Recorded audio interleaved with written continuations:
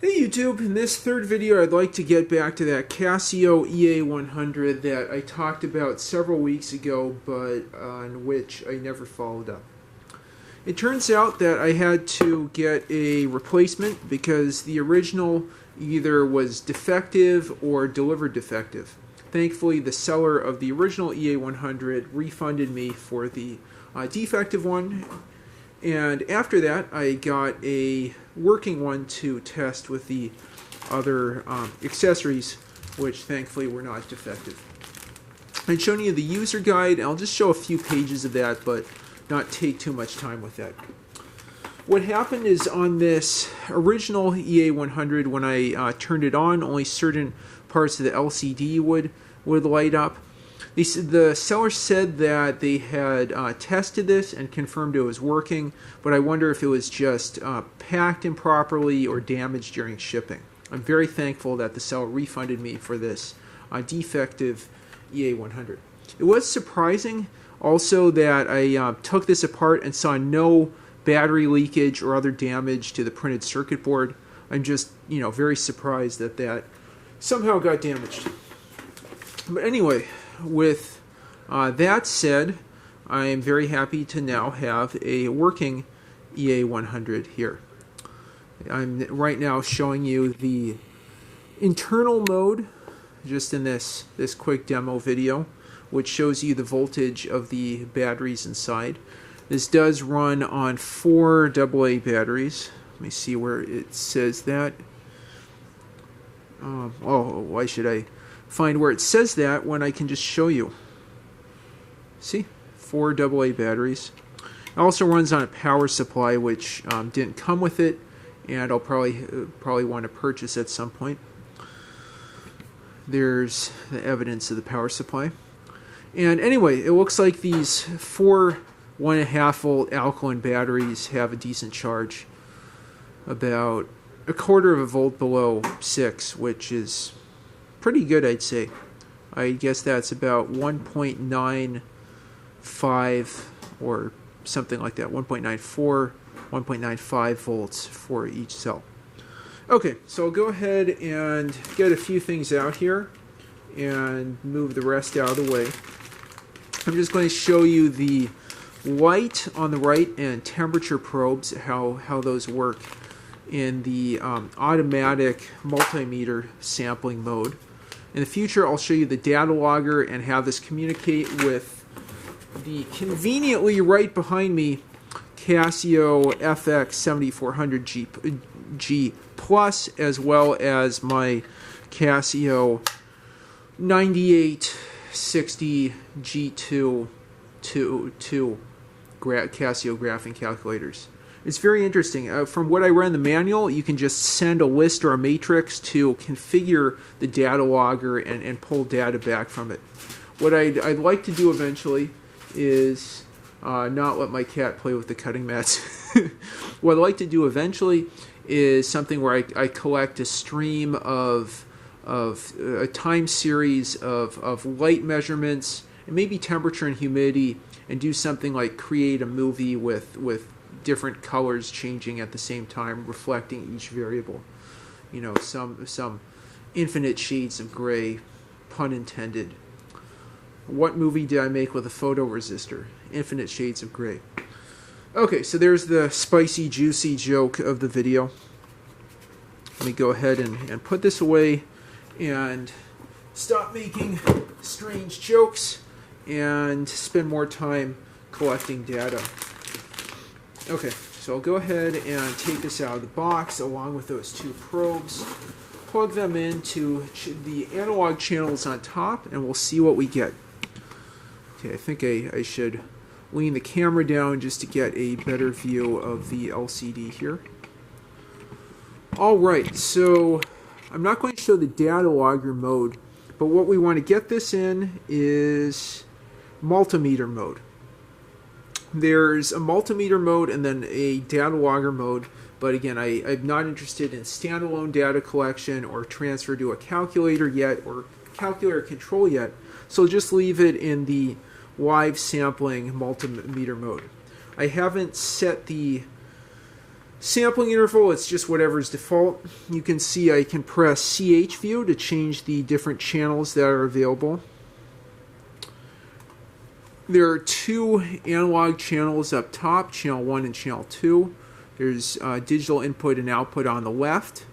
And then there are sonic and channel 3 on the right. Okay, so this is what? This is a light sensor. We should be able to see a photoresistor on the inside of this. I said light sensor, but I'll call it a light probe. Maybe if I put my hand up to it, you'll be able to see the little wavy line of the photoresistor. I believe someone had told me that this has a bit of a lower sampling rate compared with a photo transistor. Okay, so I'll just plug this in, not take up too much more of your time, and plug this into channel 1. Or no, I'll plug that into channel 2, and then I'll plug temperature into channel 1.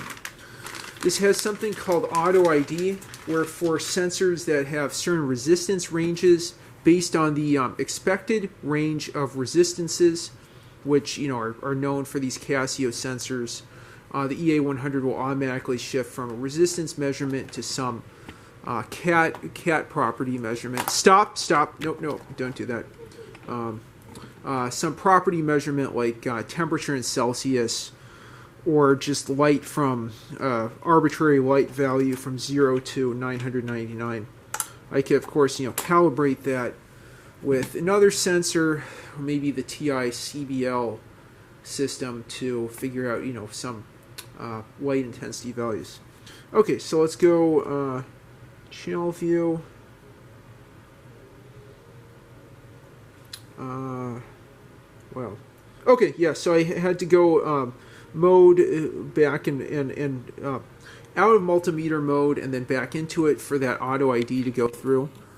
And you can see it's quite chilly in here, below what you'd expect for room temperature. It's below 20 degrees Celsius, below 25 degrees Celsius. Oh well, I'll have to multiply 18 by 1.8, 18 plus 1.8 times 8, 8 plus, oh crap, 8, I should know math better than this, 14.4 plus 8 plus 18 plus 32, something like between 60 and 70 degrees Fahrenheit if I did the right math. I can put my hand on the end of the sensor and we should see that temperature go up quite quick. I did this earlier and saw the temperature go all the way up to 36.3, close to 37 you'd expect. While that's going, we can go to the other channel with the photoresistor, and hopefully when I stick this into the light, we get some value above low. But, that might take some more finagling. Okay, let's go back to channel 27.6, 27.9. You can see that temperature going up from my body heat there. This especially will be interesting for measuring humidity measurements as well. I have a humidity sensor that I've talked about in a prior video, a vernier relative humidity sensor that has a DIN to, oh my gosh, I forgot the name for this adapter. It converts from DIN to whatever the type of adapter that goes into the Casio and TI-CBL is. And it would be nice to collect light temperature and humidity measurements and correlate something with, sinus conditions or sleep or whatever. I know it's scientifically deduced that 40 to 60% humidity is ideal for people to sleep. Okay, so I'm going to zoom out and see if I can get a light reading for you all. I'll get this out of view and put it back in view. Let's see if I have any luck.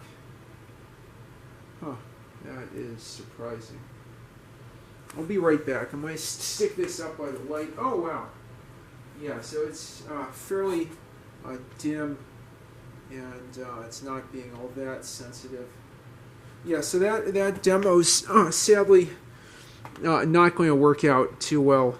But there's something else I can do here to make this more meaningful. I can give you the actual resistance, and you can see that when there is light on that photo resistor that we have about 12 kiloohms resistance, but when I put my finger over it, we jump up to 300 kiloohms.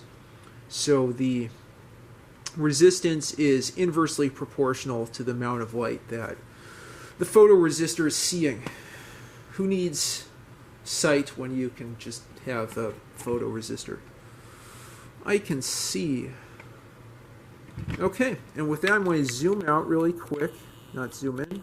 Let's zoom out, show you the whole setup, and conclude this quick demo of the Casio EA-100 in multimeter mode. In the future, I'll show you demos with the data logger and interfacing this with a calculator using the accompanying 2.5 millimeter to 2.5 millimeter cable. And with that, thank you for watching. I appreciate your attention. Please leave your thoughts, comments, suggestions, or questions in the comments down below. And like and subscribe as always. Have a great one.